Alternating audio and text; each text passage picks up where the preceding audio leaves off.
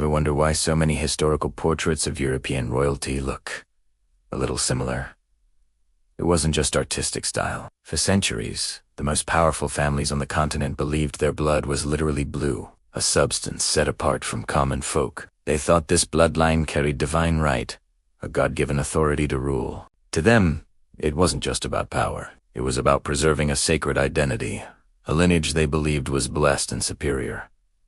But how do you protect something you see as so precious? For many royal houses, the answer was simple and, to our modern eyes, quite shocking. Keep it in the family. This obsession with blood purity led to a tangled web of marriages that would make your family tree look like a straight line. First cousins marrying first cousins was practically the norm.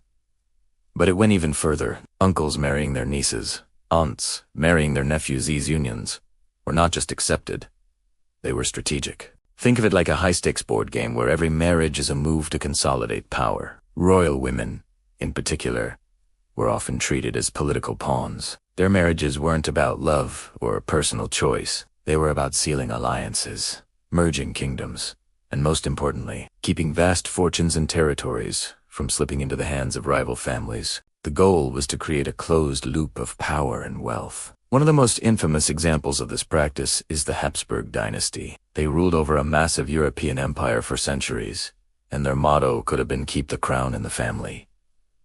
Their signature feature, T prominent Habsburg jaw, became a visible, hereditary trademark of their intensive inbreeding. This genetic trait, a severe underbite, wasn't a sign of strength.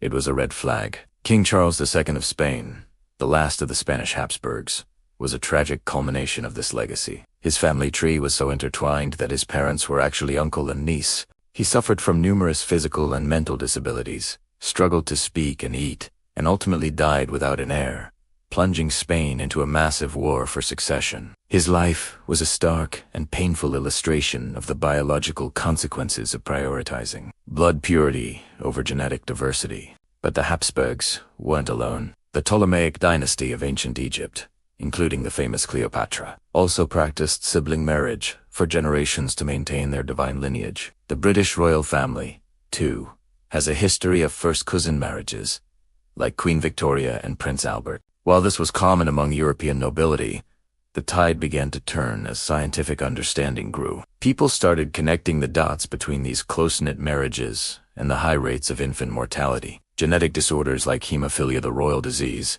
and other health problems that plagued these families. The very strategy designed to preserve their power was, in reality, weakening their bloodline from the inside out. Today, this practice is largely a thing of the past for royals. Modern monarchies have embraced marriages based on love and personal connection, bringing new life and diversity into their families. The story of royal inbreeding is a powerful reminder that no amount of wealth or power can defy the fundamental laws of biology. It's a fascinating and cautionary tale from the pages of history, showing how the pursuit of purity can lead to its own downfall. It really makes you think about why did ancient European kings and queens almost never marry commoners? It seems like something straight out of a fairy tale, but in reality, it was practically forbidden. The reasons are a fascinating mix of power, politics, and some pretty strange beliefs about blood.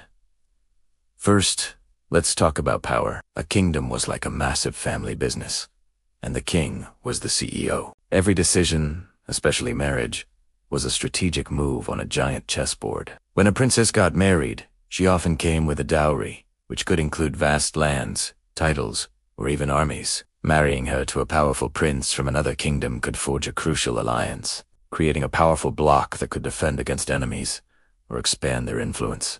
Giving all that away to a commoner, that was like handing over company shares to a random person on the street. It made no political sense. The goal was to consolidate power, not dilute Italiano. A marriage to a commoner brought nothing to the table in terms of political gain. It was seen as a wasted opportunity, a move that could weaken the kingdom's position on the world stage. Then there was the issue of succession. The line to the throne had to be crystal clear. If a king married a commoner, their children would have common blood. This could be used by rival nobles or other royal families to challenge their right to rule. A nobleman with a drop of royal blood from a distant cousin could argue that his claim was stronger than that of the king's own son, simply because the son's mother was not of noble birth. This could lead to civil wars, instability, and chaos. To prevent this, kings had to marry women from other royal or at least high noble families, ensuring their children's legitimacy was beyond question. The stability of the entire kingdom depended on a secure and undisputed line of succession. Beyond the cold, hard politics, there was a deeply ingrained belief about the blood itself. Royal blood wasn't just seen as a symbol of status. It was considered fundamentally different, almost magical. They believed it was pure, stronger, and divinely blessed. The idea of mixing this blue blood with the common blood of an ordinary person was seen as a contamination. It was thought to weaken the bloodline, producing inferior heirs who would lack the strength, wisdom, and divine right to rule effectively. This belief, known as blood purity, was incredibly powerful. It created a system where royals were seen as a separate, superior class of human beings, destined by God to rule. Marrying a commoner would shatter this illusion and threaten the very foundation of their authority, which rested on the idea that they were inherently better than everyone else. This obsession with blood purity led to extreme levels of inbreeding. Since the pool of available royal partners was so small, cousins frequently married cousins. For centuries, the royal houses of Europe were all related to one another in a complex web of While this kept the power and purity within the family, it had devastating genetic consequences, leading to a host of health problems that plagued many royal lines. So, while we love the Cinderella stories where a prince falls for a common girl, the historical reality was far more pragmatic and, in some ways, much darker. For ancient European royalty, marriage was never about love. It was about power, politics, and the preservation of a bloodline they believed made them special. It was a tool to secure their dynasty's future and maintain their grip on a... Ever wondered why so many historical royal portraits seem to feature people who look, well, a little too similar? If you've ever delved into the family trees of Europe's great dynasties, you've probably noticed a dizzying pattern of cousins marrying cousins. It wasn't just a quirky family preference. It was a deeply ingrained political strategy that shaped the continent for centuries. Forget romance. Forget choice. For a royal, marriage was a matter of state, and your spouse was often chosen from a very, very small pool of relatives. Let's start with the big question.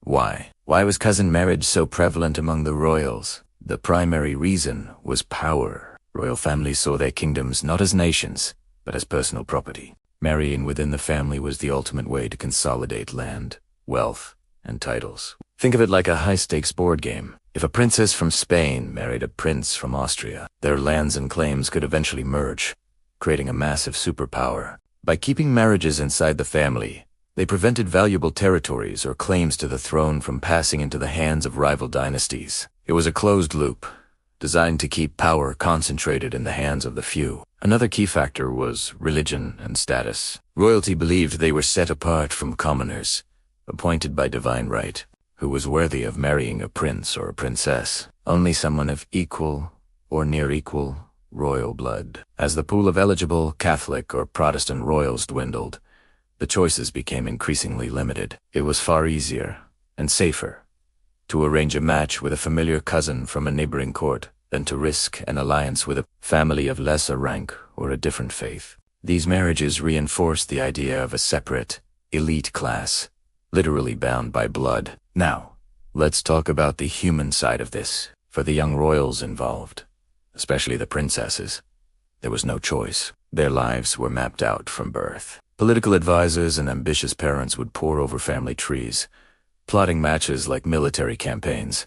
A young girl in a German court might be betrothed to a cousin in England she'd never met, all for the sake of a treaty or an alliance. Obedience wasn't just expected, it was her sacred duty. Personal happiness was a luxury the state couldn't afford. They were pawns in a dynastic game, their personal feelings irrelevant to the grand designs of their families. The most famous example of this intricate web of intermarriage is Queen Victoria and her descendants. Often called the grandmother of Europe, her 9 children and numerous grandchildren were married into royal houses across the continent, from Russia to Spain, Germany to Greece. While she hoped these family ties would prevent war, it actually created a continent run by a single, extended family. When World War I broke out, it was literally a family feud, with cousins fighting cousins for control. King George V of Britain, Kaiser Wilhelm II of Romania, and Tsar Nicholas II of Russia were all first cousins. Of course, we can't ignore the biological consequences. After centuries of this practice, the genetic effects started to show. The Habsburg dynasty is the most notorious example. The Habsburg jaw, a severe underbite, became a telltale sign of their lineage, a direct result of generations of inbreeding. The last Spanish Habsburg king, Charles II, was a tragic figure, suffering from numerous physical and mental disabilities that left him unable to rule effectively or produce an heir. His death triggered the War of the Spanish Succession, proving that the very strategy designed to preserve power could ultimately lead to a dynasty's collapse. So, while the idea of marrying your cousin might seem strange to us today, for Europe's old royal houses, it was the cornerstone of their survival. It was a calculated strategy for power, a symbol of elite status, and a personal tragedy for the many individuals who had no say in their own destinies. It's a fascinating, and sometimes dark, chapter of history that reminds us that the past is a very... Have you ever wondered why, in so many cultures and throughout history, marrying a close relative was a big no-no? It's not just a social custom. There's some serious science behind it. Let's dive into the fascinating and sometimes dangerous world of genetics and family trees. Think of our genes like a massive library of instruction books. Each person has 2 copies of almost every gene, one from each parent. Some of these genes carry instructions for amazing traits, while others might have a tiny typo, a recessive gene that could potentially cause problems. Most of the time, these bad genes are silent. They're like a quiet book on a high shelf. As long as you have one good copy of the gene from your other parent, everything is usually fine. The good gene takes charge, and the recessive one stays hidden. But what happens when close relatives, like first cousins, abi children, since they share a recent common ancestor, like a grandparent, there's a much higher chance they both carry the same rare, recessive genes. It's like they both inherited the same book with the same typo from their family library. When they have a child, there's a 1 in 4 chance that the child will inherit 2 copies of that same recessive gene. Suddenly, that quiet gene isn't so quiet anymore. With no good copy to mask it, the recessive trait can express itself. This is how many genetic disorders that are extremely rare in the general population can suddenly appear within a family. The risk of congenital anomalies, intellectual disabilities, and a whole range of other health issues skyrockets. The genes aren't mutating or becoming weaker in the sense of degrading. Rather, the hidden weaknesses that were already there are being brought out into the open. Throughout history, people didn't understand the science of genetics. They saw these patterns of illness, deformities, and infertility cropping up in certain families, especially in royal dynasties when marrying relatives was common to keep power and bloodlines pure.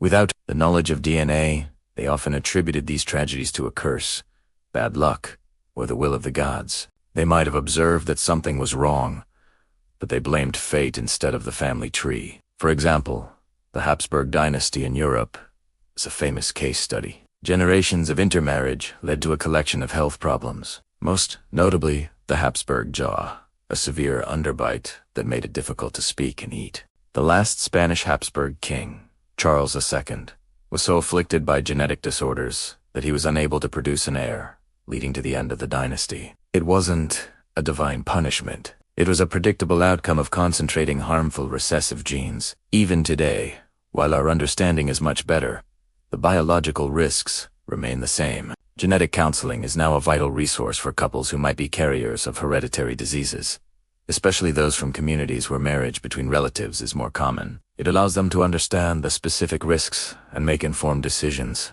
So, the age-old wisdom against marrying close relatives wasn't just superstition. It was a cultural observation of a fundamental biological principle. It's a powerful reminder of how our shared genetic heritage connects us all, and why genetic diversity is so incredibly important for the health of future generations. It's not about fate. It's about the fascinating, predictable, and powerful dance of our DNA.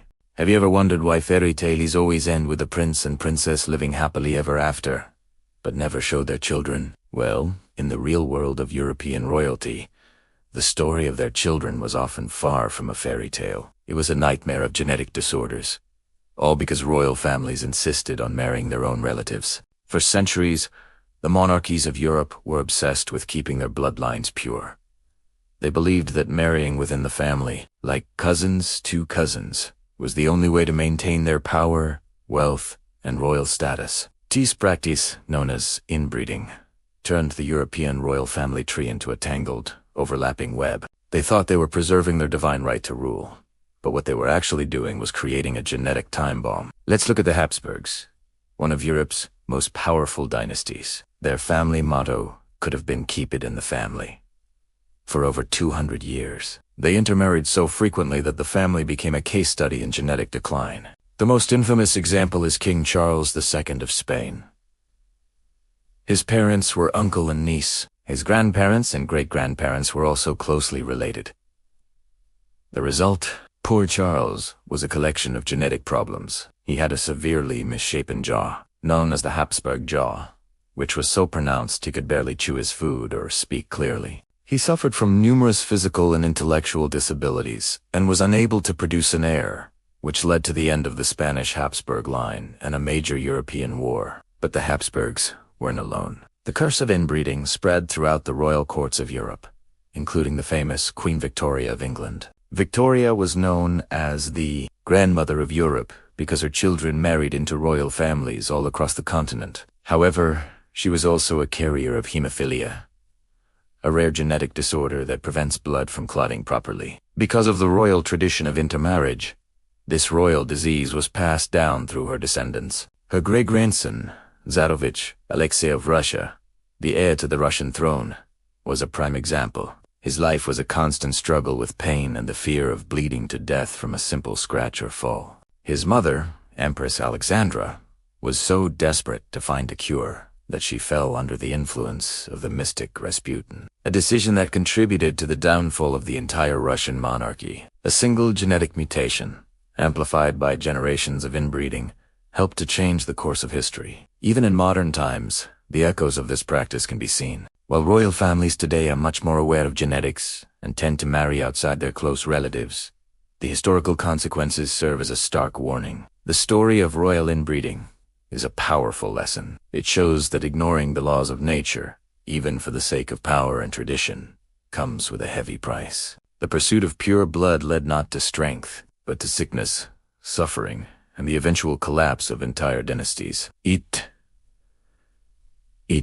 That's a dark but fascinating chapter of history that reveals the human costs behind the glittering crowns and Have you ever imagined what it's like to be a princess? Grand balls, beautiful gowns, a fairy tale romance with a charming prince. It sounds like a dream, but for many royal women throughout history, the reality was far from it. For them, being born into a royal family wasn't a ticket to a life of luxury and freedom. Instead, it was the beginning of a life dictated by duty, strategy, and the cold, hard needs of the dynasty. From the moment they were born, these girls were not seen as individuals, but as assets. They were pawns in a great political chess game, their futures planned out before they could even speak. Their value was measured not by their intelligence, kindness, or dreams, but by the alliances their marriages could forge or the territories their unions could secure. Love? That was a luxury few could afford, a concept read about in stories but rarely experienced. Their world was governed by one undeniable law: duty. Imagine being a young girl, perhaps only 5 or 6 years old, and being told you are betrothed to a foreign prince you've never met, who might be decades older. Your education wouldn't be about exploring your passions. It would be about learning the language of your future husband's court, understanding the customs of a land you'd never seen, and mastering the delicate art of diplomacy. Every lesson, every conversation, was designed to mold you into the perfect queen, the perfect duchess, the perfect tool for your family's ambition. Take Isabella of Valois, for instance. She was married to King Richard II of England when she was just 6 years old. 6.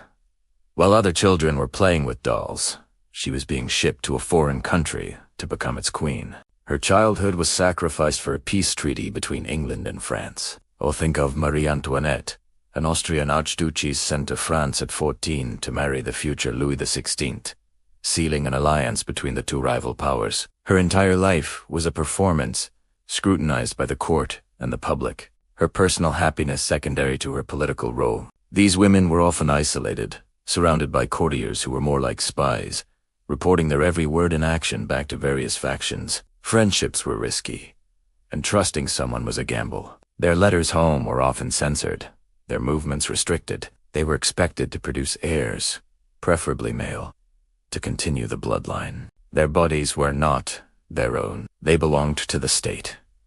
The pressure was immense. Failing to produce an heir could be seen as a personal and political failure, sometimes with devastating consequences, as in Bullen tragically discovered. Yet, despite these incredible constraints, many of these women found ways to carve out their own power and influence. They became patrons of the arts, shaping the cultural landscape of their new homes. They used their intelligence to navigate the treacherous waters of court politics, becoming shrewd advisors to their husbands or sons. Some, like Catherine the Great of Russia or Elizabeth I of England, defied expectations entirely, seizing power for themselves and ruling in their own right, proving they were far more than just political bargaining chips. They learned to wear a mask of serene compliance while cultivating a will of iron.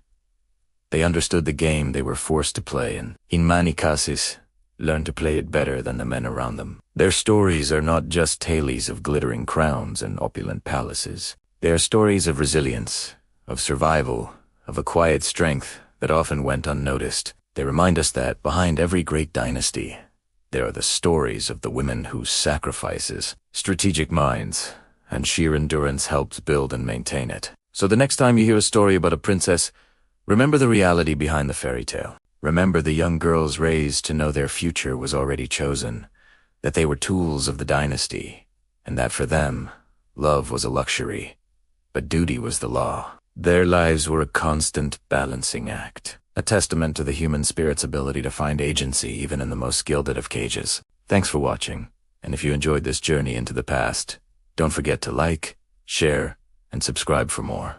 Have you ever heard of the Habsburgs?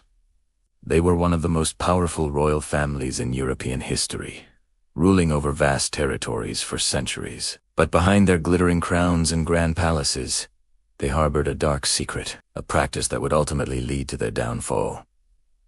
Inbreeding. For generations, the Habsburgs had a peculiar habit of marrying their own relatives' uncles married nieces. First cousins married first cousins. It was a strategy to keep power and wealth locked within the family, but it came at a terrible biological cost. This constant intermarrying created a genetic bottleneck. Think of it like a photocopy of a photocopy of a photocopy. Each time you make a copy, the image gets a little blurrier, a little more distorted. For the Habsburgs, this distortion wasn't on paper. It was in their DNA.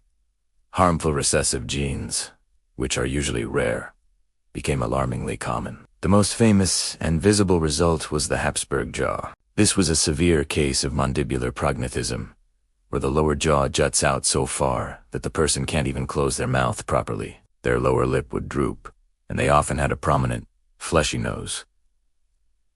It wasn't just a cosmetic issue. It made chewing, speaking, and even breathing difficult. Take Charles II of Spain, the last of the Spanish Habsburgs. He is perhaps the most tragic example of this genetic decline. His family tree was so tangled with incestuous marriages that his parents were actually uncle and niece. Genetically, he was more inbred than a child of a brother-sister union. From birth, Charles is plagued with health problems. He didn't learn to speak until he was 4 and couldn't walk until he was 8. He was physically weak, mentally disabled, and suffered from constant illnesses. His Habsburg jaw was so extreme, he could barely chew his food. He was completely dependent on others his entire life. When he died at just 38, the autopsy report described a man whose body was a wreck, with a heart the size of a peppercorn and a head full of water. He died without an heir, and his death triggered the War of the Spanish Succession, a massive European conflict. The women of the Habsburg family suffered just as much, though often in silence. The rate of infant mortality and stillbirths was staggering. For every healthy baby that survived, many more were lost. Empress Elisabeth of Austria, the famous Sisi, was also a product of this system, born from a marriage of first cousins. While known for her beauty, she suffered from what many historians now believe were severe mental health issues, including anxiety and an eating disorder. Many Habsburg women experienced difficult pregnancies and saw their children born sickly, only to die young. Imagine the constant grief and fear these royal women lived with. knowing that their duty to produce an heir was a genetic lottery stacked against them. The pressure was immense, and the personal tragedy was profound. This wasn't a fairy tale. For many, it was a nightmare.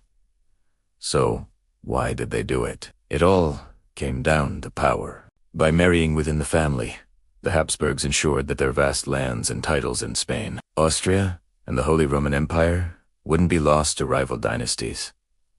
A marriage was a political contract, and keeping it in the family was the ultimate way to consolidate their empire. They essentially prioritized the political stability over the health and happiness of their own children. In their world, a strategically sound marriage to a cousin was far more important than the potential for a healthy bloodline. This short-sighted strategy worked for a while, but eventually, biology caught up with them. The very practice they used to secure their dynasty became the instrument of its destruction. The story of the Habsburgs serves as a powerful and cautionary tale. It shows how a quest for power, taken to an extreme, can lead to self-destruction. Their legacy is written not just in the history books, but in the very bones of their descendants. It's a stark reminder that some lines should never be crossed, especially when it comes to family.